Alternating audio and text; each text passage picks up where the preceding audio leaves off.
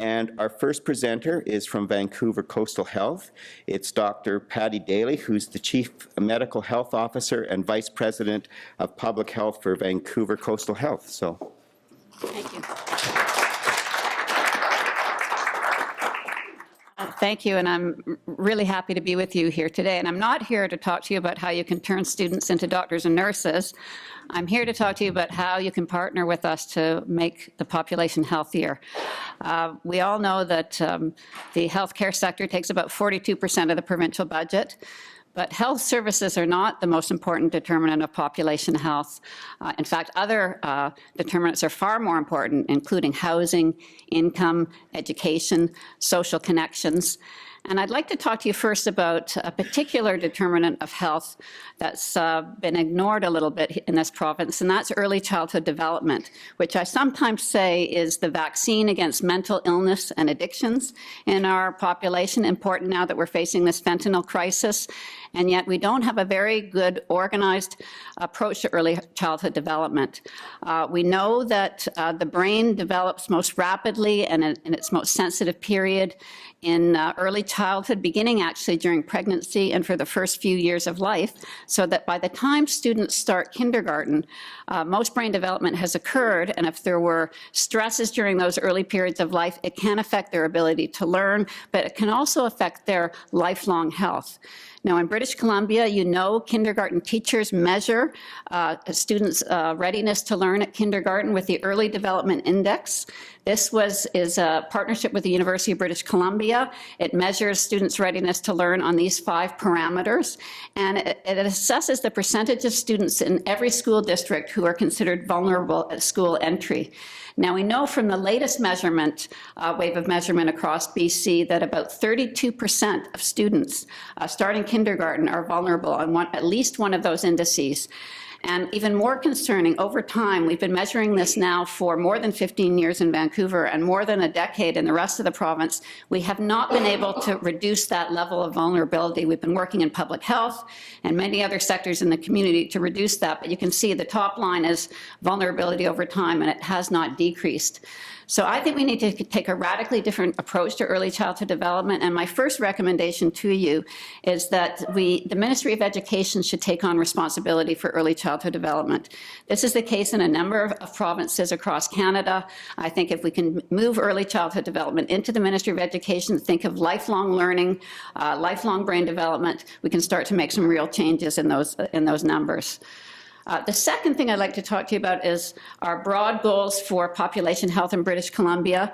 We have a framework, a guiding framework for public health in the province, and one of our objectives in that guiding framework is that all students learn how to stay healthy while they're in school.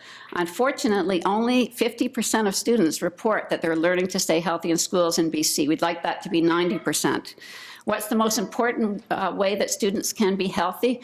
Well, believe it or not, with our rises in chronic disease that we see, the rise in mental illness, physical activity really is probably the single most important thing we can do to reduce rates of chronic disease, to reduce demand on the healthcare system, to improve mental health. We also know it enhances academic performance, so it's a benefit to the school system as well. Now, the World Health Organization recommends that adults should get 30 minutes of moderate to vigorous physical activity every day, and children up to the age of 18 should get 60 minutes per day. Unfortunately, in Canada, only a very small percentage of children meet that target, and we do have measurements here in British Columbia. We get those from the McCreary Adolescent Health Survey, which, as you probably know, is administered to all high school students in the province every 5 years in almost every school district. And on the latest report of the McCreary survey, only 17% of students in grades 7 to 12 reported that they got 60 minutes per day of physical activity. They also identified some of the main barriers for not being able to reach that minimum. And it's often that they don't have access to opportunities for physical activity in their community. They can't afford them. They worry about being bullied.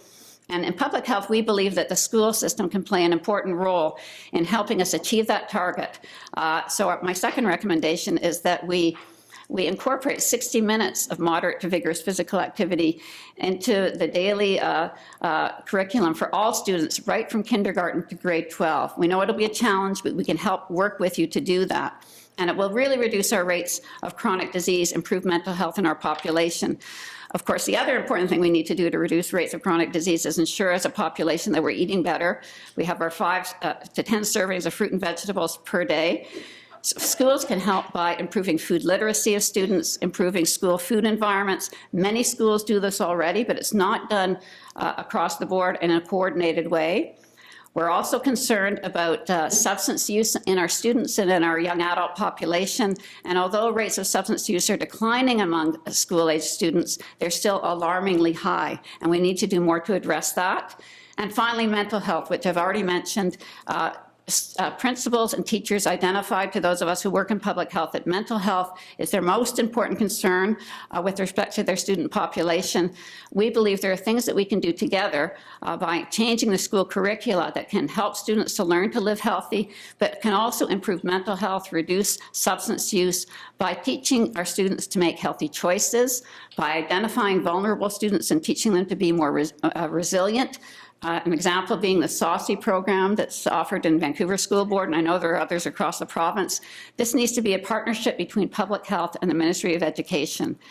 So to summarize my 3 recommendations, the first is that early childhood development should be brought under the banner of the Ministry of Education, that we should mandate 60 minutes of physical activity per day for all of our students.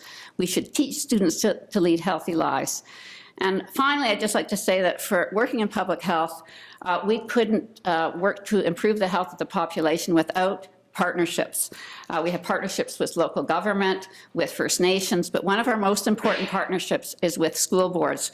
So it's really a pleasure for me to talk to you today, and I hope that we can work with you going forward to improve the health of our population. Thank you.